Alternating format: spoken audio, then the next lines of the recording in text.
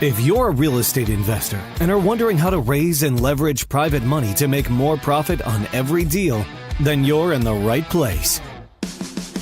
On Raising Private Money, we'll speak with new and seasoned investors to dissect their deals and extract the best tips and strategies to help you get the money, because the money comes first. Now here's your host, Jay Conner.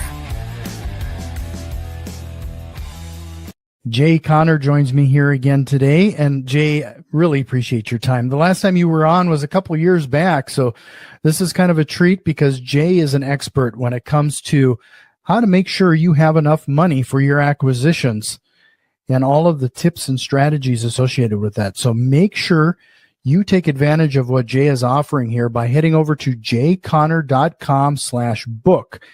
And you just have to pick up the postage, but Jay will send out his latest book.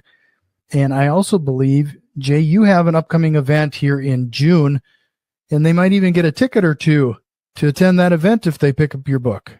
Absolutely, Jack. So along with my book, Where to Get the Money Now, which, by the way, believe it or not, the United States Postal Service is still in business. We actually priority mail this book out, Where to Get the Money Now, how to get all the money you would want for your real estate deals without relying on any kind of institutional money or any kind of hard money. But yes, this book lays it out, simple to read, step by step, how I raised over $2 million in less than 90 days of funding when I was cut off from the banks all the way back in 2009. And yes, Jack, along with the book that I will mail out to your listeners, it comes with 2 tickets to my upcoming private money conference that's located right here in Eastern North Carolina. So yeah, all the details about the private money conference will be included with the book. Well, we won't spend a ton of time on how you managed to find your way into that situation in 2009, because they can go back to that previous episode. It is a fascinating story of what the circumstances there, but I would like to jump right into some tips and strategies associated with how to make sure that people have the capital, because it's been driving me a little crazy, Jay, and you can even echo it or tell me it's a myth. I think that a lot of people we've been sold a bill of goods to a certain extent when it comes to real estate investing, people being told that they can get into real estate with no money. Well, that's true and that's not true. So let me explain myself. You don't need any money to buy of your own to buy the properties. You can use private money for all the purchase. If there's renovations involved, you can use it for renovations. And we always pick up a big check when we buy. I mean, who wants to get paid to buy property? So we're able, when you do it the way I do it, we're able to always borrow more money than we need for the purchase, and if renovations are needed as well. But what do you need money for? Well, you need money. You need either money or your time for marketing. I mean, the 2 most popular questions that I get, particularly from new real estate investors, are where do you find the deals and where do you get the money for your deals? Well, I got you covered on getting the money for your deals. But as far as lead sourcing and being able to find sellers of properties that are motivated to sell, well, you got to either use your time or some of your own money for marketing to get that as well. And, I use all kinds of different methods on getting lead sourcing, but I tell my members all the time, and that is, unless you've got a consistent lead flow of motivated sellers coming in your pipeline of wanting to sell their properties every day and every week, you're in a hobby and you're not in a business. So you got to have that lead flow coming in as well, in addition to having the money available, which I got you covered on that, for the purchasing and renovations.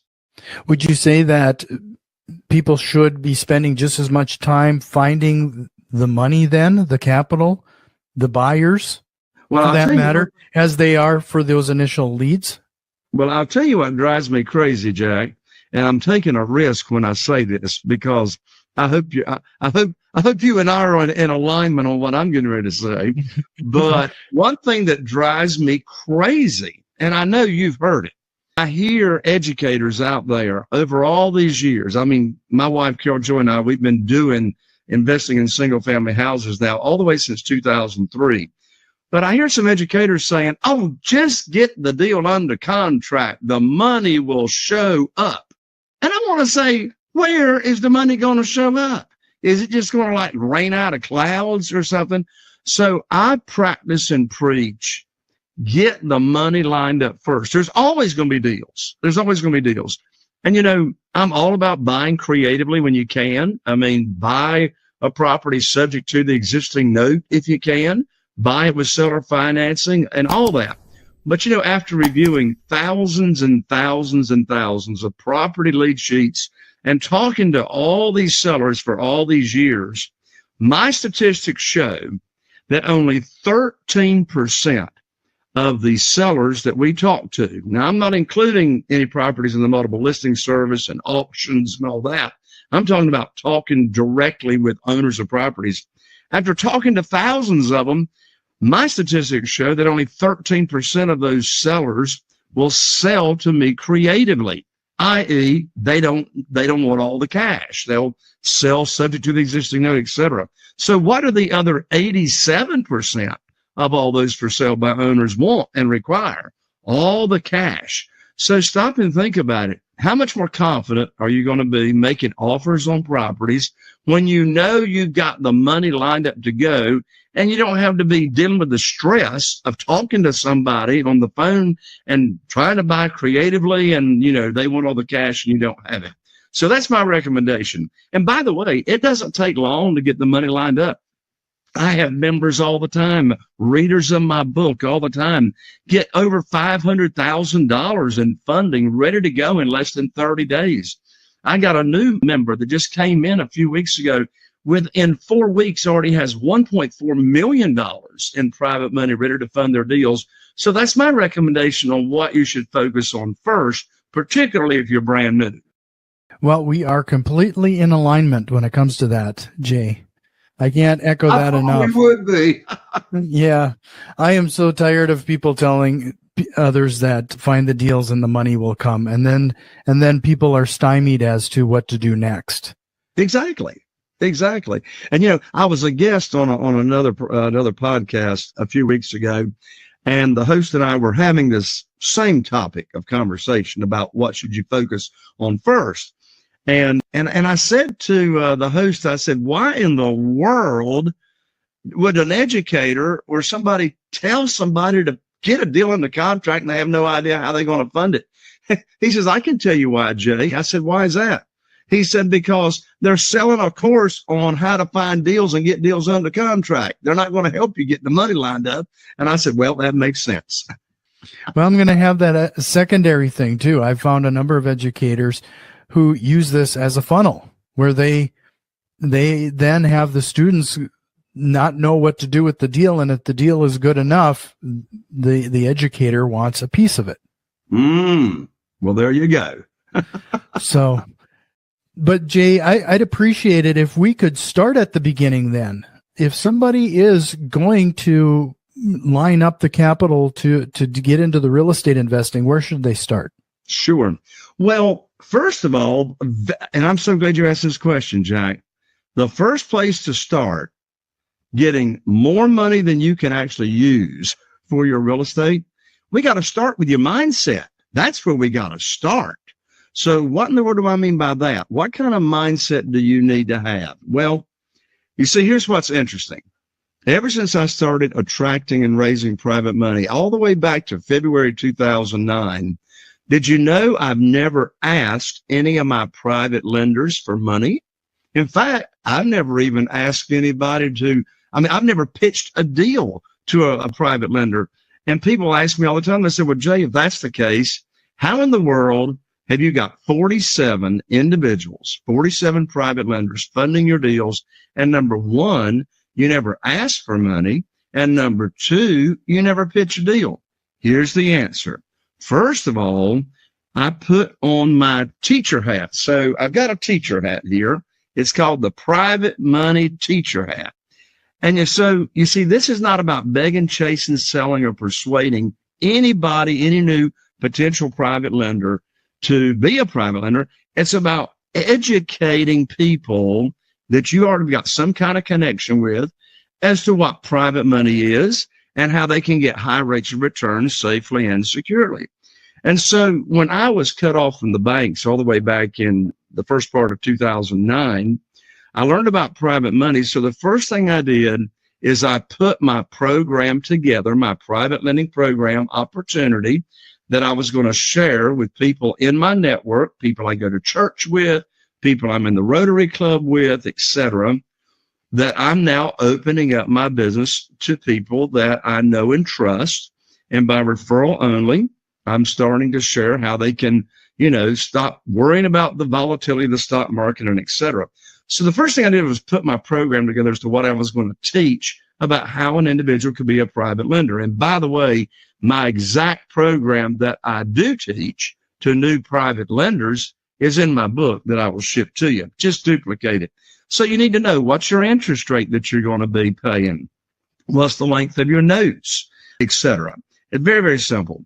And so the mindset, I'm not asking, I'm teaching. So in addition to that, people say, well, how do you not pitch a deal and you get it funded?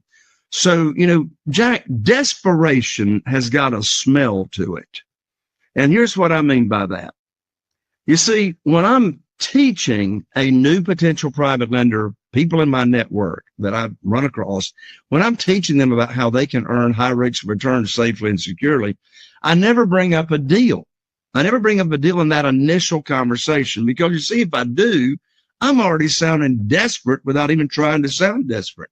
So after I've taught the program, and how do you teach it? Well, my land's all kinds of ways. You can be visiting with somebody over coffee, or you can do like I've done as well. And I've put on private lender luncheons. It takes the same amount of time to teach your private lending program, your opportunity, to 20 people as it does one person.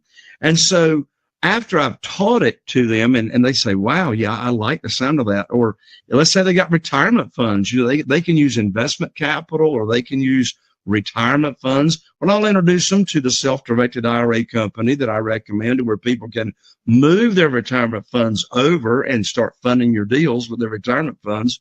And so then I separate the conversation of having a deal for them to fund. So when I have a deal for them to fund and they've already loved the program, they're now sitting by their telephone waiting for you to call them. By the way, we still have handsets and cords here in North Carolina, believe it or not. And so I call them up with what I call the good news phone call. Well, what in the world is the good news phone call? Well, here it is. I call them up and I say, I've got good news for you. I can now put your money to work for you. And then I tell them 4 things about a deal. I'll tell them the community where the property is located. They could care less about the physical address. I tell them the after repaired value of the property. I tell them the funding required for the deal and the closing date. That's it. So here's how the conversation might go. And so, Jack, let's say you're one of my private lenders, or maybe you're one of my new private lenders. And I'll call you up and we'll have a little chit chat. And I'll say, Jack, I got great news for you. I can now put your money to work. I've got a house over in Newport with an after repaired value of $200,000 under contract, ready to go. Now, the funding required for the deal is $150,000. By the way, I know, Jack, you have got $150,000 because you already told me when I taught you the program initially. And then I'll say, and Jack, closing is next Tuesday, so you'll need to have your funds wired to my real estate attorney's trust account by next Monday. I'll have my real estate attorney email you the wiring instructions. That's the end of the conversation. You see, you notice I didn't ask Jack if he wants to fund the deal. That's the most stupid question in the world I could ask Jack. Of course he wants to fund the deal. He's been sitting by the phone waiting for the good news phone call because I told Jack a couple of weeks ago or a week ago that I would put his money to work for him just as soon as possible, and I'll call him when I've got a deal. So I'm not going to bring to that telephone conversation a deal that doesn't match the criteria of the program that I've already taught to Jack. So again, what do you do first? Get your mindset straight. You see, I hear new real estate investors all the time saying, well, they fear rejection. Well, here's what I say. How can you fear rejection when you're not asking anybody for anything? You're first educating them on how they can get high rates of return safely and securely by you duplicating the program in my book. And then you say, look, I'll give you a good news phone call just as soon as possible as I can put your money to work. And by the way, if you have taught them about self-directed IRAs, and they have moved a portion or all of their retirement funds over to a self-directed IRA company, they're sitting on, they're like, can't wait for the good news phone call because they're not making any money on those retirement funds that they've moved over at your instruction until you put the money to work. So really, you're morally and ethically bound to give them a good news phone call just as soon as possible. Just to remind everybody, if you are thinking to yourself that we're just touching the tip of the iceberg here, you are right. And you need to take advantage of what Jay was offering earlier by heading over to jayconner.com/book and maybe even consider going to North Carolina on June 12th, 13th, and 14th for this event. Because I know you go through a lot of content there, Jay. In fact, I think you did this virtually once, maybe over COVID. Yes, and I was in back in 2000. I can attest. There's a lot of great material and content at this. So jayconner.com/book. If you found some value in what we're talking about so far today, send this to one of your real estate investor friends. And if you're watching this on Facebook, YouTube, or Twitter, give us a thumbs up and like and share and subscribe. So Jay, again, you're just laying out a ton of great information and content here for everybody to ingest. But I really appreciate the script you kind of gave everybody just a minute ago. But what you're referring to there is back to the mindset. You have to build the confidence and credibility to make sure that this kind of conversation goes down the way you just laid out. What type of, I don't want to say skills or exercises should people try to go through to just get their mindset? Repetition is part of it, but there's got to be some pre-work that has to be done. Sure. Well, absolutely. One of the first things that I teach, my new students that are learning about private money is once you got the mindset straight, that you're not chasing. It's been my experience, Jack, over the years. Anytime I try to chase money, it eludes me big time. But when I'm leading with a servant's heart and I'm actually educating people, ordinary people, as to how they can have something so much safer and more reliable than the volatility of the stock market, then I'm leading with a servant's heart, right? So after getting your mindset straight that you're not, and by the way, the worst time in the world to be looking to raise private money is when you need it for a deal, right? That's why I focus on the money comes first, getting that lined up. There's always going to be deals. But the second piece to that, how do you get the confidence? But you get the confidence by knowing your program, knowing the program that you can just duplicate in my book, know the interest rate that you're going to be paying. I've been paying 8%, no origination fees to my private lenders ever since I started in 2009, regardless of what the market is doing. So, prior to COVID, a 12-month certificate of deposit yield got all the way down to 0.17%. I was paying 8%. Sometimes people ask me, so with Jay, right now in today's market, you can get 4.5% or 5%, in a 12-month CD. Don't you pay more interest? No. Remember, it's your program. You see, when I was borrowing money from the banks and from institutional lenders, I had to get on my hands and knees and beg and say, please fund my deal. But in this world of private money, we make the rules. It's your program, right? You're not asking for a mortgage. You're offering a mortgage. Big 180-degree difference. So in today's market, where you can get 4.5% on a CD, I'm still paying 8%. And people say, well, Jay, why are your private lenders still happy with 8%? It's simple. They're happy with 8% because 8% is a whole lot more money than 4.5% or 5%. And plus, I'm not giving them an unsecured note. I'm not giving them an unsecured note. All the promissory notes are backed by a mortgage or deed of trust, which collateralizes the note with the property. So these notes are being backed by the real estate that we are purchasing. And another question that I get, Jack, this sort of ties in with what you just asked me. Sometimes new real estate investors will ask me, they'll say, Jay, who in the world is going to loan me money on a real estate deal? And I've never done a deal. Or, I'm brand new. Why are they going to loan me money?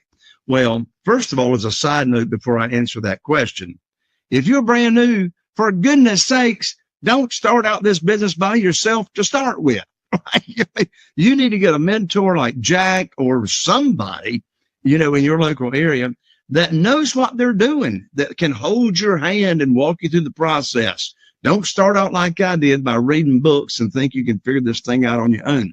That's a side note. Back to answering the question. Why would somebody loan you money on a deal and you're a new real estate investor? Here's the answer. And this is a writer downer. So you want to write this one down. The quote is, if you don't pay the private lender, the property does. If you don't pay the private lender, the property does. What in the world does that mean? What that means is because you're collateralizing the promissory note with the real estate, if you don't pay the private lender, then they get the property, right? That note is secured by the property. Now, the private lender does not want the property. They don't want to mess with it. But nonetheless, they've got that security to where you're not borrowing unsecured. Another thing, if you've got a mentor like Jack or somebody else, then you can leverage that relationship. If you're new, you can honestly say and tell the truth. Me and my partner, like if you were partnering up with me, you say, me and my business partner, Jay Connor, he's rehabbed, and we've rehabbed over 500 houses. You can leverage the relationship of your business partner, say if they are a coach with you. So that's a couple of different answers as to how you can get the money, even if you're brand new. No, this is great, Jay. I can't thank you enough for laying this out. And what I really like when I talk to you, Jay, is that a lot of people that come on, some other educators, they seem to want to hold on to some of their information, and they don't want to share the actual practical and specific tasks to implement today. So I really appreciate how open you are with your information. Absolutely. And my last name's Connor, and most of us spell it Connor, but I'm a little different. So I'm Jay Connor, www.jayconner.com/book for me to ship you the book, Where to Get the Money Now. And that is definitely going to be a clickable link in the show notes, so that if you do have problems spelling that out, you can just click it there.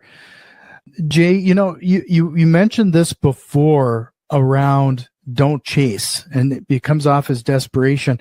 And I've shared this analogy a couple times, but it is so true, is that it's like when you get a puppy, and sometimes you get them off the leash and they take off in the wrong direction, and you're yelling and you're chasing, and they see it as a big game, and it takes forever to track them down and catch them.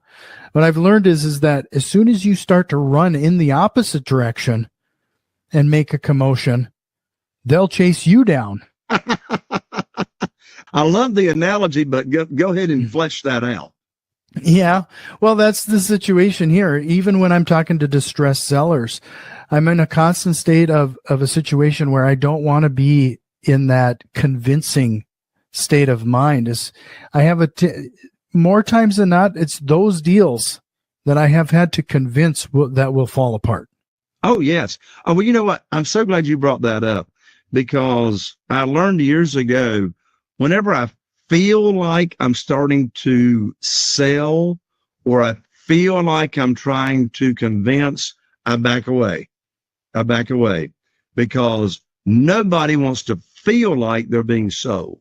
Right. With all of that being said, I'm just going to remind everybody again, head over to jayconnor.com/book. Take advantage of what Jay is talking about here, and maybe even consider going to his live event. We are just touching the tip of the iceberg here, and there's just a lot to uncover. So, Jay, everybody's in line now. You got the money, you got the property, everything is rolling. what is your exit strategy here? And the last time we talked, you even had 3 paydays that you were talking about when it comes to a property. Yes, that's one of the big reasons that I love private money is that I get you get multiple checks, multiple paydays. First of all, you never have to take your own money to the closing table. And people ask me, they say, wait a minute, Jay, how can you do real estate with no skin in the game of your own money down? Well, the skin in the game, the way I do it, is the equity that is in the property, because you're buying these properties at a discounted price. And so I'm not going to borrow more than 75% of the after repaired value. I didn't say 75% of the purchase price. I said 75%, borrow up to 75% of the after repaired value. So for example, if you're buying a house with an after repaired value of $200,000, it's very common to buy that house, if it needs renovations, at 50% or less of the after repaired value. So I might buy that at $100,000. I can borrow up to $150,000 because that's 75% of the after repaired value. So I get to bring home a $50,000 check because I borrowed $50,000 more than I needed to buy it, less of, closing costs, etc. So I'm going to use the majority of that $50,000 excess cash to close, as my attorney's check stub says, for the renovation. So I might use 35 or 40 of that and have 10 left over that I can use any way that I want to in my business. So I'm going to get a check when I buy the property, always. By the way, that's a good check and balance. When you're using private money, if you can't bring home a check when you buy the property and take none of your own money to the closing table, you should not do the deal. That's a sort of good check and balance. Are you buying it right?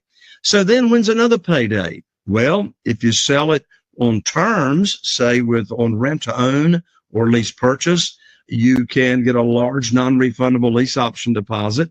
And another payday, of course, is when you cash out and you sell the property and you get a check, the difference between what you sell it for, less realtor fees if you're using a realtor, and what you still owe the private lender, which, by the way, owing the private lender, I always pay interest only or accrue interest only. And that way they have all their money still invested in the deal, and it helps my cash flow if I'm making interest only payments versus principal and interest. So yes, multiple paydays.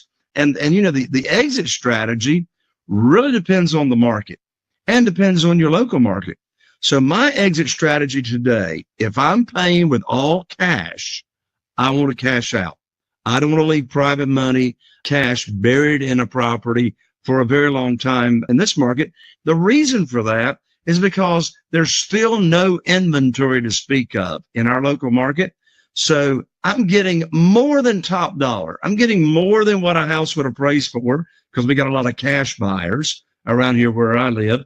And so because of the market and the demand for housing, when I renovate it, I'm putting it in the multiple listing service. In fact, I've got 2 houses going in the multiple listing service this very week. In fact, one's going in there tomorrow. So depending on your market, cash out. So right now, my rule of thumb is if I pay all cash with private money, selling cash out. If I'm buying on terms, say subject to the existing note, seller financing, etc., then I can sell on terms, right? I can sell on lease purchase as long as I'm not putting a major renovation money into the deal. I think that was one of the really important thing you pointed out is walking away with money in your pocket when you're doing that initial purchase. I've run into a few people that's kind of a blind spot, especially there's a cost in just simply running the business, especially with marketing and stuff. So you got to account for some of those numbers. That's right. So with that, is there any other bigger mistakes that rookies might make if they're not walking into this with their eyes wide open? Yeah, again, the biggest mistake is your mindset. You're not chasing and begging, you're offering and teaching. Yeah.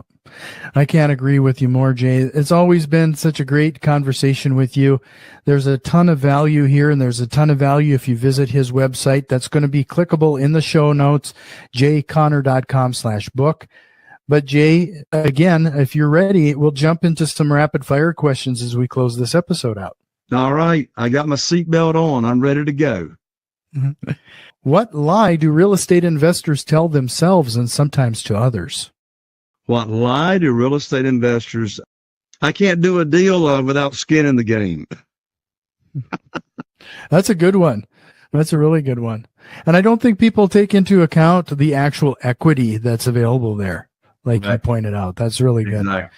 Do you have a book recommendation, or what are you reading right now? Well, I have a lot of book recommendations, but I'm going to share just one. And that's the book that I first started reading to get my mindset right in my life. That goes all the way back to when I was 24 years old. It changed my life. The name of the book is University of Success by Og Mandino. And it's written as like a university. There's like semesters to it. And it has a ton of different authors.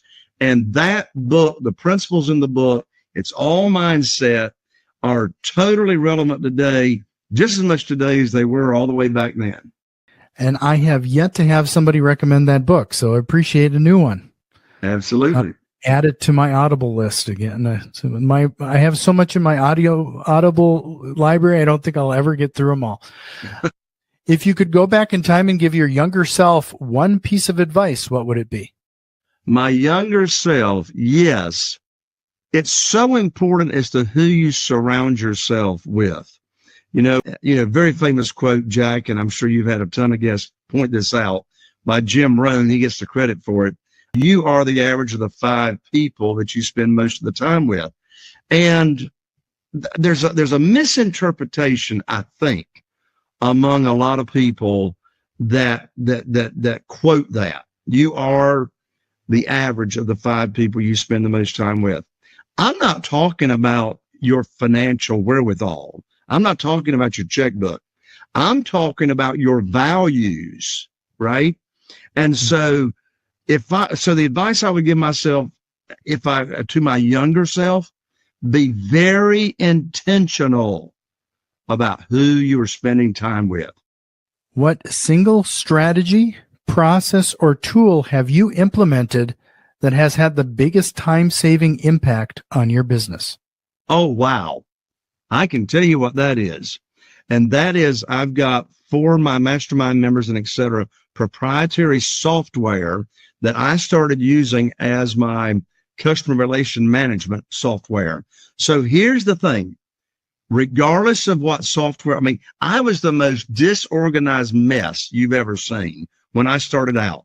I was trying to run this business on a Post-it notes everywhere, trying to remind me of what to do. So here's the 2 big tips that will change your business. Number 1, your calendar. Here's my quote: successes are scheduled. Successes are scheduled. They just don't happen. So manage your calendar and your schedule.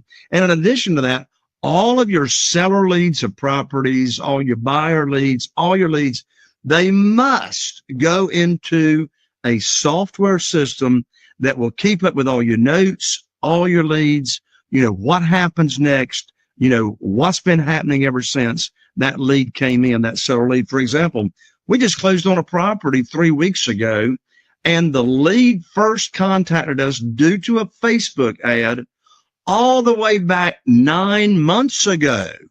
And I tell you, if we were not keeping up with all of our leads, my acquisitionist, my lead manager, myself, we all communicate in that software with each other. Well, even if you don't have a team, you need to communicate with yourself about every motivated seller you've got. Keep up with it in software. Don't try to run this business on a yellow tablet. And that's where my plug comes in. If you want this type of functionality that Jay just talked about, with integration to Facebook and some of the other social platforms, as well as SMS and voice, you want to check out Real Deal CRM. So I really appreciate it, Jay. This has been fantastic again. I hope you'll come back again sometime. I kind of want to spend 30 minutes, 40 minutes with you just talking about mindset and the power associated with it. So Absolutely. Thanks again, Jay. Thank you so much for having me, Jack. God bless you. Are you feeling inspired by the knowledge you gained in this episode? Then head over to jconner.com/moneyguide. That's jconner.com/moneyguide and download your free guide that shares 7 reasons why private money will skyrocket your real estate investing business right now. Again, that's jconner.com/moneyguide to get your free guide. We'll see you next time on Raising Private Money with Jay Conner.